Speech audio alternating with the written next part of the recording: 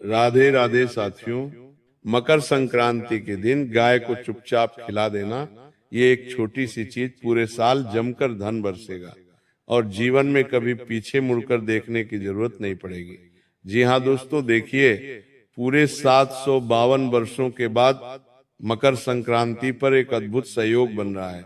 यदि आपने चुपचाप बिना किसी को बताए गाय को ये एक छोटी सी चीज खिला दी तो तुम्हारे 7 जन्मों के पितृ दोष दूर होंगे, ग्रह दोष दूर होंगे, वास्तु दोष दूर होगा और तुम्हारे जीवन में जो भी दुख है, तकलीफ है, दर्द है, वो सभी चीजें जड़ से मिट जाएंगे।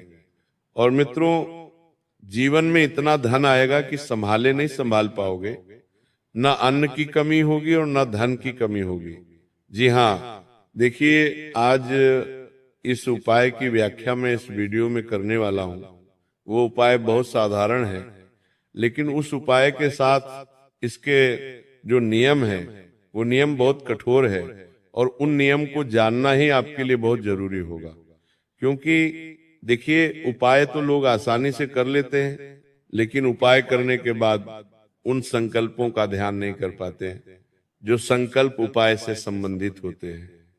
देखिए, वह गुप्त चीज आखिर क्या है जो आपको गौ माता को खिलानी है, और मकर संक्रांति और गौ माता का संबंध क्या है, ये बात भी मैं इस वीडियो में आपको बताऊंगा। तो देखिए, मेरा आपसे हाथ जोड़कर एक छोटा सा अनुरोध है कि आप सभी इस छोटी सी वीडियो को शुरू से लेकर अंत तक ध्यान से जरूर देखना, क्योंकि इस वीडियो में मैं आपको बताऊंगा कि गौ माता और मकर क्या संबंध है, उपाय से संबंधित नियम, सावधानियां और संकल्प जो आपके लिए जानना अति आवश्यक है। ये भी बताऊंगा कि ये उपाय किस तरह से किन किन मार्गों से आपको लाभ देगा।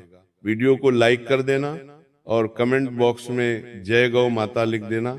जी हाँ, देखिए, इंसान के जीवन में परेशानियां बहुत है, समस्याएं बहुत है, बहुत दुख है, बहुत तकलीफ है, लेकिन उन सब चीजों का सिर्फ यही एक उपाय है जिसे आपको मकर संक्रांति के दिन करना है। अन्न देखा मत करना, क्योंकि मकर संक्रांति का महापर्व साल में सिर्फ एक बार ही आता है और मकर संक्रांति का महत्व शास्त्रों में भी बताया गया है। जी हाँ दोस्तों, देखिए, कहते हैं कि मकर संक्रांति को लोग अक्सर सिर्फ एक छोटा सा त्योहार समझ लेते हैं। लोग पूरे दिन पतंग उड़ाते हैं, घर में पकवान बनाते हैं, लेकिन देखिए, पतंग उड़ाने और पकवान बनाने के अलावा भी एक ऐसा गुप्त उपाय है जो आपको मकर संक्रांति के दिन करना है। जी हाँ, सच ये है कि यह साल का सबसे गहरा और सबसे असरदार मोड़ होता है, क्योंकि मकर संक्रांति सिर्फ एक साधारण दिन नहीं है। इसी दिन सूर्य की चाल बदलती है, एक इसी दिन प्रकृति का एक नया हिसाब शुरू होता है। जी हाँ दोस्तों, देखिए, प्राचीन काल में पुराने समय के लोग इसे बहुत गंभीरता से लेते थे, क्योंकि उन्हें पता था कि इस दिन की गई छोटी सी गलती पूरे साल पर भारी पड़ सकती है। इस दिन का महत्व इसलिए और भी बढ़ जाता है क्योंकि ये साल का सबसे पहला त्योहार होता है। जी हाँ दोस्तों, की इस दिन की गई छोटी सी गलती भी पूरे साल पर भारी पड़ सकती है, और इस दिन किया गया छोटा सा सही काम पूरे साल का सहारा बन सकता है। मकर संक्रांति का असली मतलब है रुकावट से निकलना, ठहराव को तोड़ना और जीवन में आगे बढ़ना। इसीलिए हमारे बुजुर्ग कहते थे कि इस दिन जो बीज बोया जाता है वही पूरे साल फल देता है, अर्थात जो उपाय किया जाता है वही उपाय पूरे साल हमारी जीवन की व्यवस्था को सुधारना है। दोस्तों, इसीलिए देखिए, इस दिन दान का भी बहुत महत्व होता है। पुराने काल से ही लोग मकर संक्रांति के दिन दान करते आ रहे हैं। इस दिन अन्न दान, संयम और व्यवहार पर बहुत ध्यान दिया जाता है, क्योंकि धन केवल पेशे से नहीं बनता है। धन बनता है सोच से, कर्म से और समय की समझ से। जी हाँ दोस्तों, आपने देखा होगा कि बहुत लोग साल भर तक मेहनत करते हैं, खून पसीना बहाते हैं, लेकिन फिर भी पैसा नहीं टिकता है। अन्न होते हुए भी घर में कमी की भावना बनी रहती है, और धन बनता है सोच से, कर्म से। जी हाँ दोस्तों, देखिए बार बार खर्च अचानक आ जाता है, और खर्च आता है, पैसा रुकता नहीं है, और इसके पीछे कारण अक्सर वही अदृश्य रुकावटें होती हैं जिनका समाधान हमारे शास्त्रों और परंपराओं में छुपा हुआ है।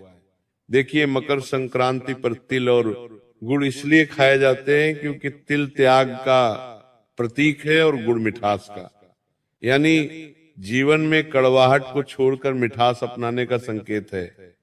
इस दिन दान इसलिए कहा गया है क्योंकि जब सूर्य दिशा बदलता है तब अहंकार छोड़ना सबसे जरूरी होता है।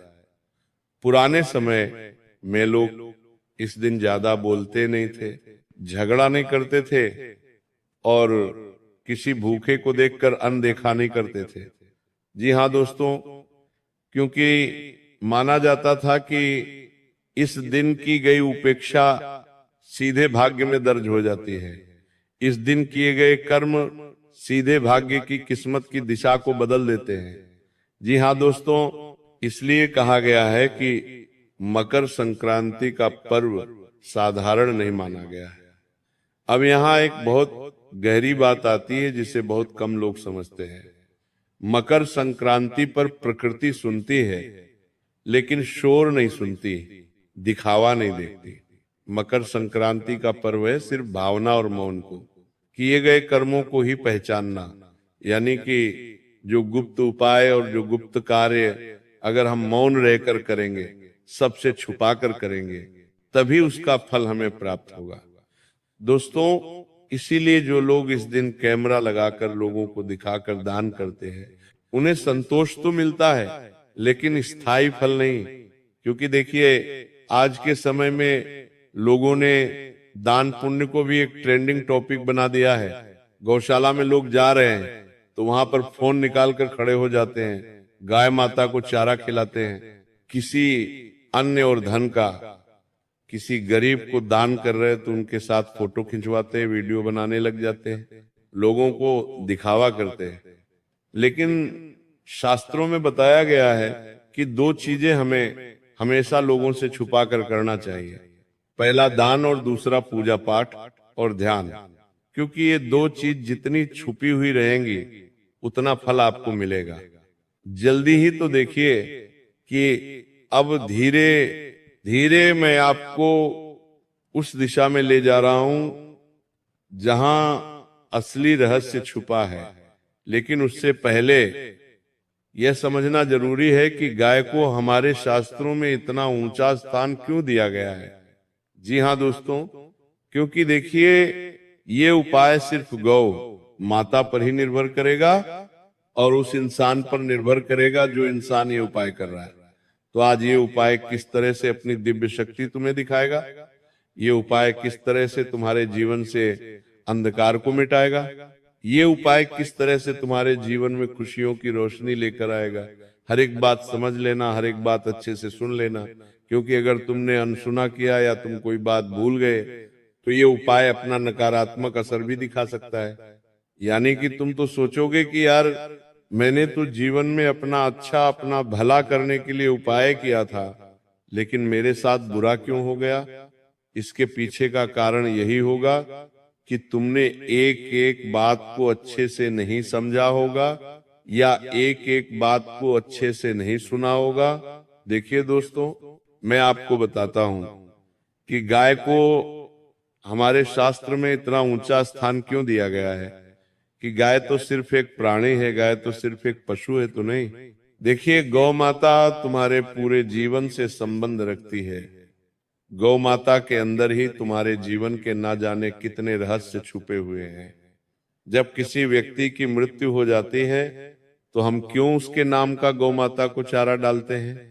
क्या तुमने कभी सोचा है, जब जीवन में दुख आता है, तकलीफ आती है और बीमारी आती है, तो हम क्यों गौ माता को याद करके गौ माता को भोजन खिलाते हैं। देखिए, गौ माता कोई साधारण पशु नहीं है। जी हाँ दोस्तों, गाय को माता इसलिए नहीं कहा गया कि वो सिर्फ दूध देती है, बल्कि इसलिए कि वो बिना मांगे देती है, बिना शिकायत के सहती है और बदले में कुछ नहीं चाहती। तो यही प्रकृति का स्वभाव है। देखिए, जिस घर में गाय का सम्मान होता है वहां केवल धन नहीं बल्कि स्थिरता आती है, और स्थिरता के बीच दोस्तों धन टिकता है। जी हाँ, लेकिन ध्यान रखिए, यहां मैं किसी को दिखाने वाला उपाय नहीं बता रहा, ना ही कोई ऐसा काम जो बाजार में बिकता हो, क्योंकि मैं गारंटी के साथ कहता हूं कि पूरे YouTube पर आपको आज से पहले इस उपाय के बारे में किसी ने नहीं बताया होगा ना। किसी कथावाचक ने बताया होगा, ना किसी गुरुजन ने बताया होगा, ना किसी विशेष पंडित या ज्ञानी ने बताया होगा, क्योंकि ये उपाय इतना गुप्त है कि इस उपाय का उल्लेख किसी भी शास्त्र में नहीं मिलता है। जी हाँ दोस्तों, ये उपाय सिर्फ किया जाता है सच्चे मन से, सच्चे दिल से, पवित्र कर्म से।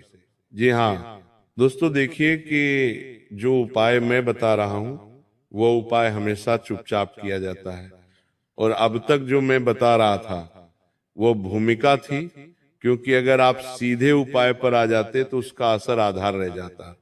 अब ध्यान से सुनिए, क्योंकि यहां से बात गुप्त हो जाती है, और यहीं से इस उपाय का असली महत्व और इस उपाय की असली प्रक्रिया शुरू होती है। जी हाँ दोस्तों, बता देता हूं कि सबसे पहले तो मकर संक्रांति का जो दिन है, उस दिन आप सुबह ब्रह्म मुहूर्त में उठिए। देखिए, आप चाहे पूरे साल 9:00 बजे उठते हो, 10:00 बजे उठते हो, 11:00 बजे उठते हो, जितनी भी बजे उठते हो उठ जाना, लेकिन मकर संक्रांति के दिन तुम्हें ब्रह्म मुहूर्त में उठना है। और मैं ये नहीं कह रहा हूं कि ब्रह्म मुहूर्त में उठते ही ठंडे पानी से नहा लो, नहीं। ध्यान से सुनिए जो बात मैं आपको बता रहा हूं, कि मकर संक्रांति के दिन सुबह ब्रह्म मुहूर्त में उठकर स्नान कीजिए। स्नान करने के बाद आपको सबसे पहले इस चीज का ध्यान रखना है कि जितना ज्यादा हो सके मौन रहने की कोशिश करें। किसी से ज्यादा बातचीत ना करें, किसी से ज्यादा आप अपने भावना रखें। सिर्फ अपने मन में आप भगवान का स्मरण करें और भगवान का नाम लेते रहें या नाम जप करते रहें। देखिए, उठने के बाद मोबाइल भी नहीं देखना है, और मन को शांत रखकर ये भावना रखें कि आज मैं कुछ ठीक करने जा रहा हूं, मांगने नहीं। क्योंकि इस उपाय का मूल उद्देश्य यही है कि ये तुम्हारे जीवन को एक नई दिशा की ओर लेकर जाएगा। जो चीजें तुम्हारे जीवन में बिगड़ी हुई है, उन चीजों को ये उपाय सुधारेगा। जी हाँ दोस्तों, देखिए, मन में आपको यही भावना रखनी है कि आज मैं कुछ ठीक करने जा रहा हूं, मांगने नहीं जा रहा हूं। इसके बाद गाय के लिए जो चीज बनाई जाती है वो देखने में बहुत साधारण होती है, इसीलिए लोग इसे हल्के में ले लेते हैं, लेकिन यही इसकी ताकत है। देखिए, जो चीज मैं बता रहा हूं वो चीज बहुत साधारण है, और उस चीज के बारे में आपको आज से पहले किसी ने नहीं बताया होगा। इसके साथ ही इस चीज का भी ध्यान रखिएगा कि इस उपाय में ना कोई मंत्र बोलना है, ना कोई नाम लेना है, बस समझ के साथ करना है। और गाय को जो खिलाया जाता है वह है थोड़े से सफेद तिल। ये भी बताऊंगा कि मकर संक्रांति और तेल का क्या महत्व है, लेकिन उससे पहले आप सुन लीजिए कि गाय को खिलाने वाली वो गुप्त चीज क्या है। कान खोल लीजिए, और अगर आप किसी कागज पर लिखना चाहते हैं तो लिख भी लीजिए, ताकि अच्छा रहेगा कि आप भूले नहीं। ध्यान से सुनिए, आपको थोड़े से सफेद तिल लेने हैं, थोड़े से काले तिल लेने हैं, थोड़ा सा गुड़ का चूर्ण लेना है, और ध्यान रखें टुकड़ा नहीं, आपको चूर्ण लेना है। यानी कि अगर आपके घर में गुड़ है तो उस गुड़ को आप पीस लें। अब उसमें कुछ कच्चे चावल के दाने, और सबसे अंत में उंगली से छुआ हुआ एक नमक बूंद देसी घी आपको उसमें मिलाना है, यानी से कि उसके अंदर थोड़ा सा काला नमक मिलाना है, थोड़ा सा सेंधा नमक मिलाना है, और गाय का शुद्ध पवित्र एक चुटकी घी उसके अंदर मिलाना है। अब यहाँ एक बहुत गुप्त है कि सेंधा नमक जो मिलाया जाता है तो वो नमक साधारण नहीं होता है।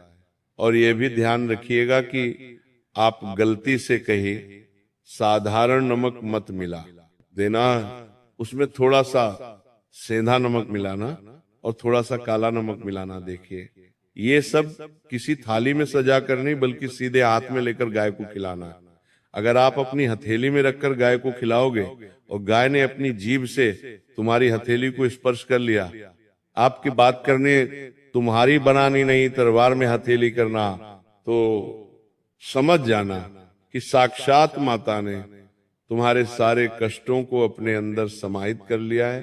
क्योंकि देखिए, आपको मैं बता देता हूं कि ये सब चीजें अगर आप थाली में रखकर गौ माता को अर्पित करेंगे तो उतना जल्दी असर नहीं होगा। सीधे हाथ में लेकर गाय को खिलाना है। उसके बाद ध्यान रहे, ये उपाय आप कर ले तो किसी को बताना नहीं है, ना किसी को दिखाना है। और सबसे जरूरी बात, खिलाते समय कोई इच्छा नहीं बोलनी है, बिल्कुल खाली मन रखना है, शांत मन रखना है मन में किसी के प्रति, ना तो नकारात्मक भाव उत्पन्न हो, ना किसी के प्रति हम गलत सोचे, ना किसी के प्रति अच्छा सोचे। खाली मन रखना है, कोई भी आपको अपनी इच्छाएं नहीं बोलनी है। जी हाँ, बस मन में ये भावना रखना है कि जो होगा सही होगा, और जो आप माता मेरे लिए करेगी उसी में मेरी खुशी होगी, इतना बोलना है। और बता देता हूं कि अगर इसे गाय थोड़ा सा भी खा लेती है, अर्पित कर लेती है, तो समझ लीजिएगा कि संकेत मिल गया है। इसके बाद पूरे साल एक नियम अपने आप लग जाता है, आप अन्न का अपमान नहीं करेंगे। इस उपाय को करने के बाद 3 से 4 नियम है जो मैं बता रहा हूं। अन्न का अपमान नहीं करेंगे, क्योंकि अन्न किससे संबंध रखता है? मां अन्नपूर्णा से। अन्न का अपमान करोगे तो आप सीधा मां अन्नपूर्णा का अपमान करोगे। दूसरी चीज है दोस्तों कि खाने को व्यर्थ नहीं फेंकेंगे, और महीने में कम से कम एक बार किसी जानवर या किसी पक्षी के लिए चुपचाप आप कुछ खाने का रख देंगे बिना किसी को बताए। देखिए, इतना तो आप कर ही सकते हैं। हर इंसान रोज दान पुण्य तो करता ही है। तो मैं आपको कह रहा हूं कि भले आप रोज मत करना, लेकिन हर महीने आप पशु या पक्षी के लिए कुछ खाने का जरूर रख देना। क्योंकि आपको ध्यान रखना चाहिए कि कुछ भी उपाय अगर हम करते हैं तो वह उपाय तभी फल देगा जब हम उस उपाय में अपना थोड़ा सा मन, थोड़ा सा तन और थोड़ा सा धन समर्पण करेंगे। तो जी हाँ दोस्तों, बता देता हूं कि यही इस उपाय की पूरी श्रृंखला है। ये कोई चमत्कार नहीं बल्कि संतुलन है। और जब संतुलन बनता है तो अन्न और धन अपने आप रास्ता ढूंढ लेते हैं। तो यही कारण है कि पुराने लोग बिना ज्यादा कमाई भी कभी खाली नहीं रहते थे। मकर संक्रांति का यही असली रहस्य है। कम बोलो, सही करो और समय पर करो। जो इस बात को समझ गया उसके घर में कमी शब्द धीरे धीरे खुद ही निकल जाता है। जी हाँ दोस्तों, देखिए, मकर संक्रांति के दिन अगर आप इस उपाय को करेंगे तो ये उपाय आपको बहुत जल्दी लाभ देगा, और उस लाभ की सीमा भी ये उपाय तय करेगा कि कितनी मात्रा में देना है और कैसे देना है। इसके बाद देखिए, मैं आपको बताता हूं कि ये उपाय किस तरह अपना असर दिखाएगा। देखिए दोस्तों, मैं ये नहीं कह रहा हूं कि इस उपाय को करने के बाद तुम रातों रात करोड़पति बन जाओगे, अरबपति बन जाओगे, तुम्हारी लॉटरी लग जाएगी। नहीं, देखिए, ये उपाय रातों रात करोड़पति बनने का नहीं है, बल्कि इसका असर वहां दिखता है जहां असली परेशानी होती है। पैसा आते हुए भी रुकता नहीं है, बेवजह खर्च निकल जाता है, मेहनत के हिसाब से फल नहीं मिलता है। यानी कि जितनी भाग दौड़ हम जीवन में करते हैं, जितनी मेहनत करते हैं, जितना पसीना बहाते हैं, उसके अनुसार हमें फल नहीं मिलता है। तो इस उपाय के बाद से सबसे पहले यही महसूस होता है कि पैसे का बहाव सुधारने लगता है, खर्च सोच समझकर होने लगता है और अचानक होने वाले नुकसान कम होते हैं और धीरे धीरे बचत बनने लगती है। यानी धन आता भी है और धन आपके जीवन में टिकने भी लगता है। साथ ही दोस्तों देखिए कि अगर मैं बात करूं कि इस उपाय से आपके घर परिवार में क्या असर होगा, तो देखिए घर और परिवार के मामले में इसका बहुत गहरा असर होता है, क्योंकि धन की कमी पहले मन में अशांति आती लाती है और इस उपाय के बाद घर का माहौल धीरे धीरे शांत होने लगता है। बेवजह के झगड़े कम होते हैं, घर में बैठने का मन करने लगता है और एक दूसरे की बात सुनने की क्षमता बढ़ती है। कई लोगों को यह भी अनुभव होता है कि घर में अन्न की बरकत बढ़ जाती है और थोड़े काम में चलन होता है और भोजन की कद्र अपने आप होने लगती है। यानी कि देखिए अक्सर कई घरों में ऐसा होता है कि परिवार एक साथ बैठकर भोजन खाने में असमर्थ रहता है।